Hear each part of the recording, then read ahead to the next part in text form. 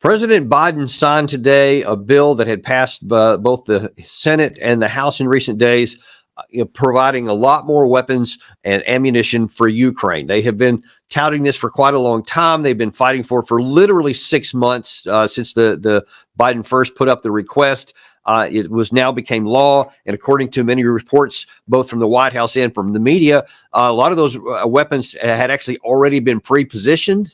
Some of them are on the way now. Some were actually already in the region, and so some of it will start showing up to the battlefield very soon.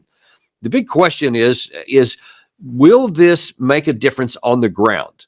Will this prompt Russia to take some actions that they haven't before? Because part of the issue involved here is long-range ATACMS, what's called Army Tactical Munitions, basically Army Tactical Missiles, which have a range of up to 300 miles, which can go a lot further than anything has before. So the question is going to be, Russia has said in the past that that's going to be a problem, that they might retaliate and respond if those missiles are used on Russian territory. Was that just a boast? Was that just an empty threat? Or do they actually mean it? And if so, what might they do? Those are things we're going to look at today. And as always, we have somebody great to help us unpack some of that stuff. And it's one of our new favorites, Colonel Col.Baud. And man, we are so grateful to have you on. Former Swiss strategic intelligence officer, former NATO officer, and author of so many books that really, I mean, you wrote the book on nearly everything. So great to have you back, Colonel. Thank you. Thank you for having me back here in your show. Thank you. So let's get into the first point here, even before I start showing you some of the clips here. Just from, even without knowing what's in this bill, what is your gut reaction to tell you, is this going to make a difference on the battlefield? No, definitely not.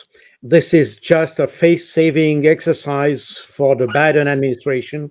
The thing is that if you noticed, the West is slowly crossing all the red lines it established for itself in the past 2 years. First, we didn't want to send military equipment, and finally we did. We didn't want to send Abrams, M1 Abrams, we did. We didn't want to send missiles, and now we are doing it. So, I mean, this is and the same for the Germans. At the beginning, they just wanted to send some helmets and things like this, and finally they are discussing sending Taurus missiles.